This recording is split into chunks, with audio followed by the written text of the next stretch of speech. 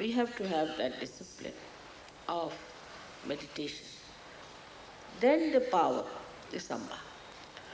She knows you so well. She knows your past. She knows what sort of a person you are. Once you start introspecting and seeing within yourself what is wrong with me, and to reach that state of complete equilibrium, what have I to do?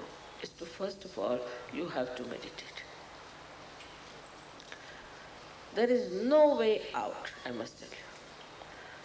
There is no way. Somebody said, Mother, I've given up eating this, I've given up eating that, nothing. Mother, I do this and I stand on my head, nothing. You must meditate. And the meditation should be little bit in the morning and little bit in the evening. And don't see your watch when you are meditating.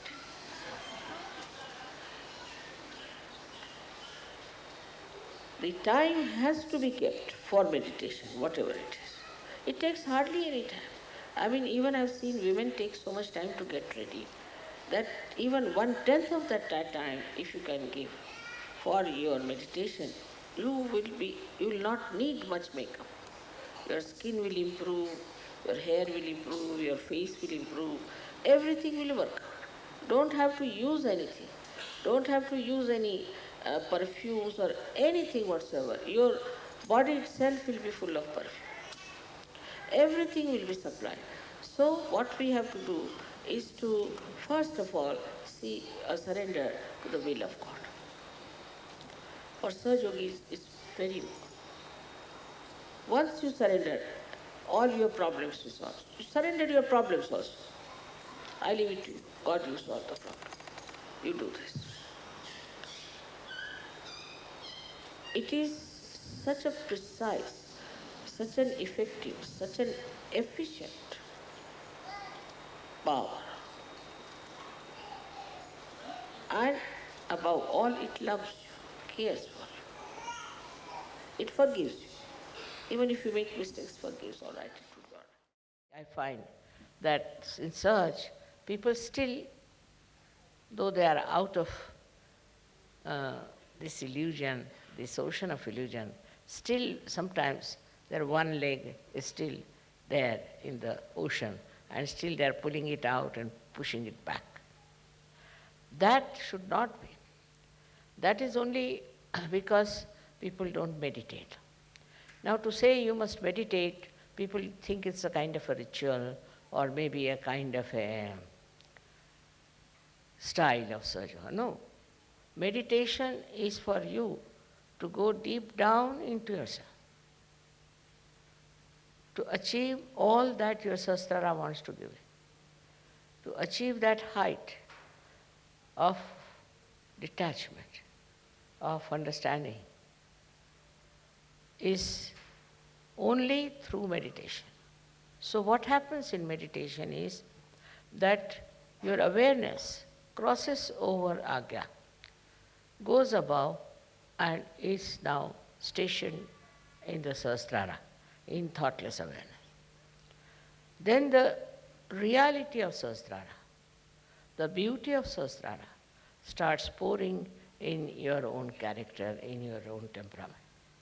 Unless and until you meditate.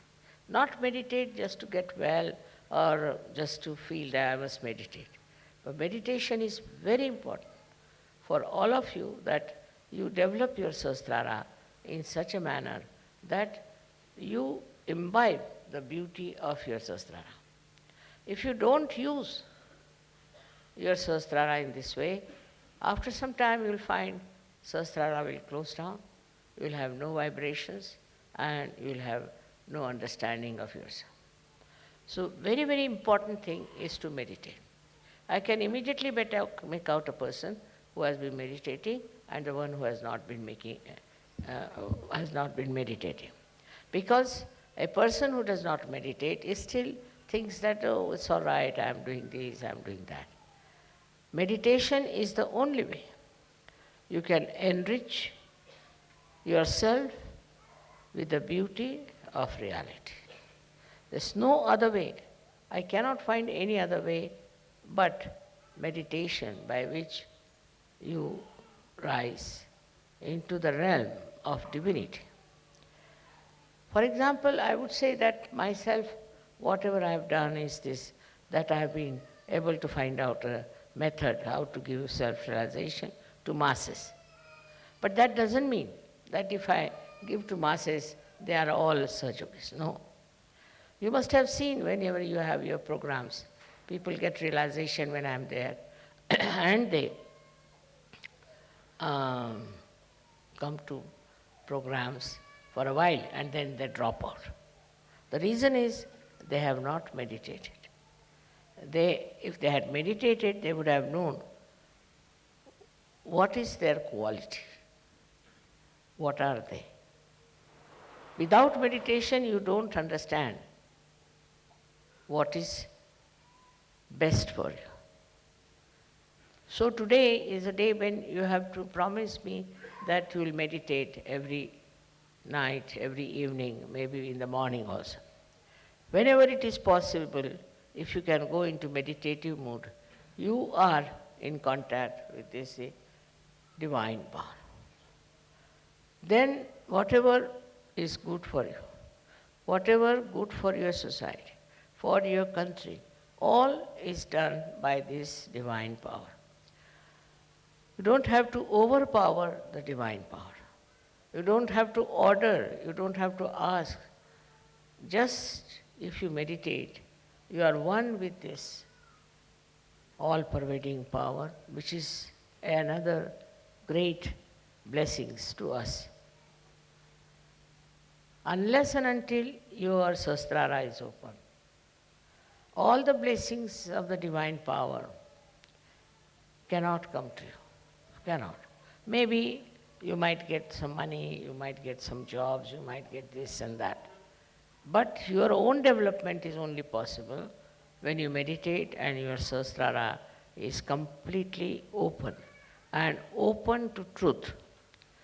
Now the truth is that this divine power is compassion, is love. This is the truth.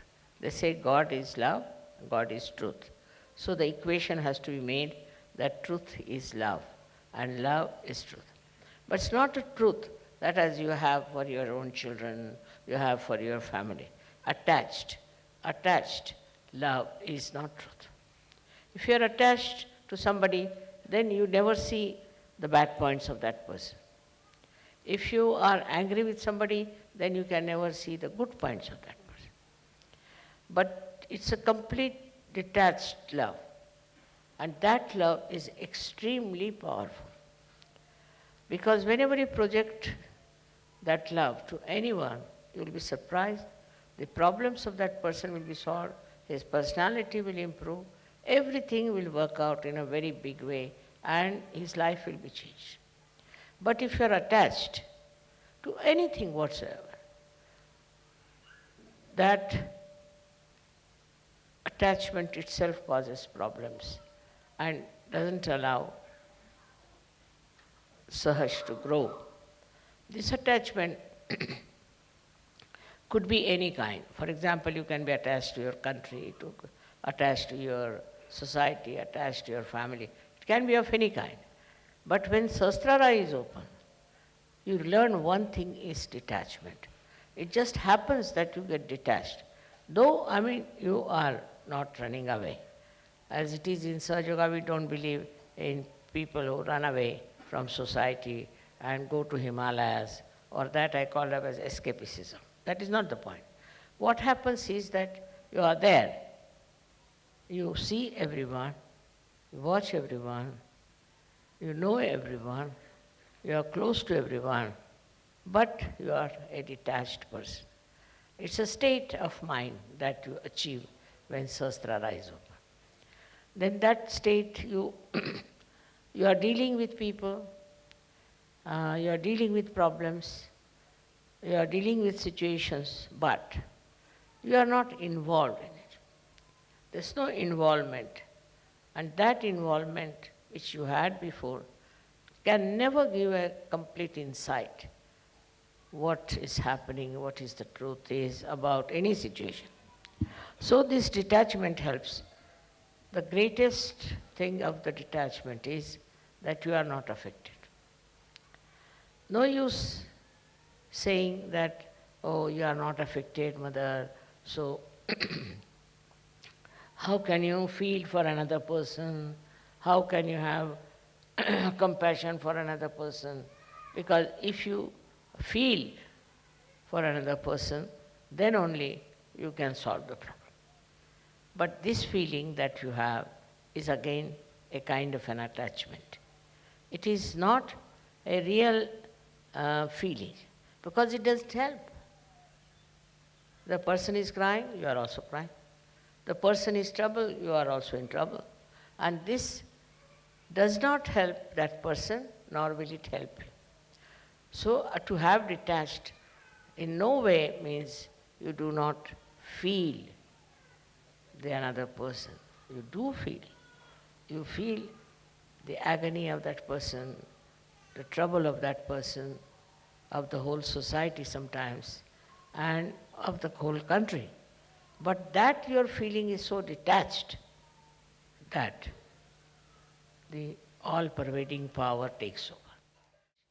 This is it we have to learn, is to say that it's this divine power which will solve our problems. As human beings, it's a very difficult state. And this state only can be achieved through meditation. But I'm not saying that you go on meditating for hours together, not necessary. But with full faith in yourself and in the divine power.